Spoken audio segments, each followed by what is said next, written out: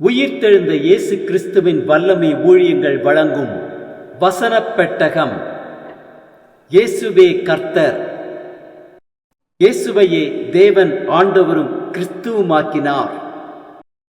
இயேசுவே ராஜாதி ராஜா, கர்த்தாதி கர்த்தா.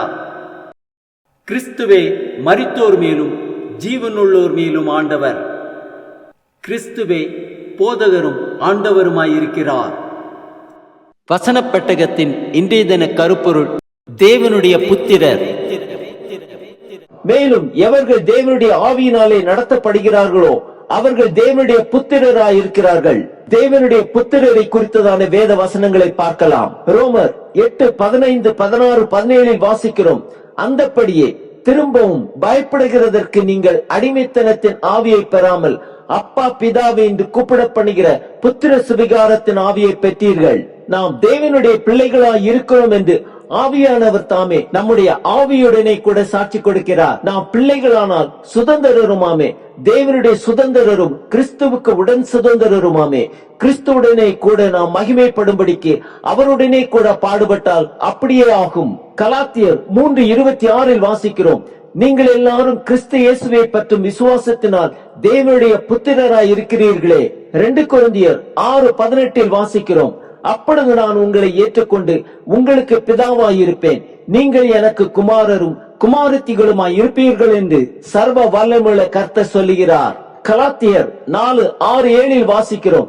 மேலும் நீங்கள் புத்திரராய் இருக்கிறபடியினால் அப்பா பிதாவை என்று கூப்பிடத்தக்கதாக தேவன் தமது குமாரனுடைய ஆவியை உங்கள் இருதயங்களில் அனுப்பினார்.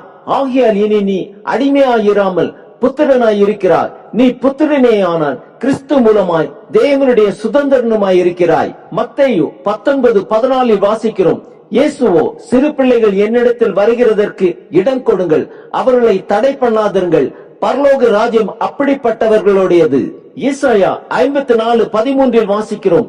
உன் பிள்ளைகள் எல்லாரும் கர்த்தரால் போதிக்கப்பட்டு இருப்பார்கள், உன் பிள்ளைகளுடைய சமாதானம் பெரிதாயிருக்கும். நீதிமொழிகள் 22:6 வாசிக்கிறோம். பிள்ளையானவன் நடக்க வேண்டிய வழியிலே அவனை நடத்து, அவன் முதிர் வயதிலும் அதை விடாதிருப்பான். ஏசாயா 44:3 வாசிக்கிறோம். தாகமுள்ளவன் மேல் தண்ணீரையும் வறண்ட நிலத்தின் மேல் ஆறுகளையும் ஊற்றுவேன், உன் சந்ததியின் மேல் என் ஆவியையும் உன் சந்தானத்தின் மேல் என் ஆசீர்வாதத்தையும் ஊற்றுவேன். யோவான் 1:12 வாசிக்கிறோம். அவருடைய நாமத்தின் மேல் விசுவாசம் உள்ளவர்களாய் அவரை ஏற்றுக்கொண்டவர்கள் எத்தனை பேர்களோ அத்தனை பேர்களும் தேவனுடைய பிள்ளைகளாகும்படி அவர்களுக்கு அதிகாரம் கொடுத்தார். 1 யோவான் 3:9-10 வாசிக்கிறோம். தேவனால் பிறந்த எவனும் பாவம் செய்யான், ஏனெனில் அவருடைய வித்து அவனுக்குள் தரித்திருக்கிறது. அவன் தேவனால் பிறந்தபடியினால் பாவம் செய்ய மாட்டான். இதனாலே தேவனுடைய பிள்ளைகள் இன்னார் என்றும் பிசாசின் பிள்ளைகள் இன்னார் என்றும் வெளிப்படும். நீதியை செய்யாமலும் தன் சகோதரனில் அன்பு கூறாமலும் இருக்கிற எவனும் தேவனால் உண்டானவன் அல்ல. ஏசாயா 8:18 வாசிக்கிறோம். இதோ நானும் கர்த்தர் எனக்கு கொடுத்த பிள்ளைகளும் சீயோன் பர்வதத்தில் வாசமாயிருக்கிற சேனைகளின் கர்த்தராலே இஸ்ரவேலின் அடையாளங்களாகவும் அற்புதங்களாகவும் இருக்கிறோம். பிலிப்பியர் 2:14-15-16 வாசிக்கிறோம். நான் வீணாக ஓடினதும் வீணாக பிரயாசப்பட்டதும் இல்லை என்கிற மகிழ்ச்சி கிறிஸ்துவின் நாளில் எனக்கு உண்டாயிருக்கிறதற்கு ஜீவ வசனத்தை பிடித்துக் கொண்டு உலகத்திலே சுடர்களைப் போல பிரகாசிக்கிற நீங்கள் கோணலும் மாறுபாடுமான சன்னதியின் நடுவிலே குற்றமற்றவர்களும் கபடற்றவர்களும் தேவனுடைய மாசற்ற பிள்ளைகளுமாய் இருக்கும்படிக்கு எல்லாவற்றையும் முறுமுறுப்பில்லாமலும் தர்க்கிப்பில்லாமலும் செய்யுங்கள். 1 யோவான் 3:1-2-3 வாசிக்கிறோம்.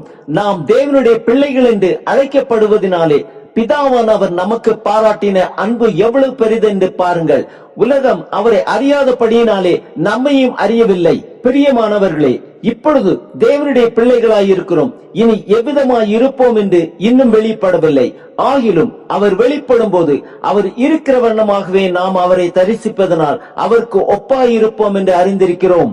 அவர் மேல் இப்படிப்பட்ட நம்பிக்கை வைத்திருக்கிறவன் எவனும் அவர் சுத்தமுள்ளவராய் இருக்கிறது போல தன்னையும் சுத்திகரித்துக் கொள்கிறான். ஆம், எவர்கள் தேவனுடைய ஆவியினாலே நடத்தப்படுகிறார்களோ அவர்கள் தேவனுடைய புத்திரராய் இருக்கிறார்கள்.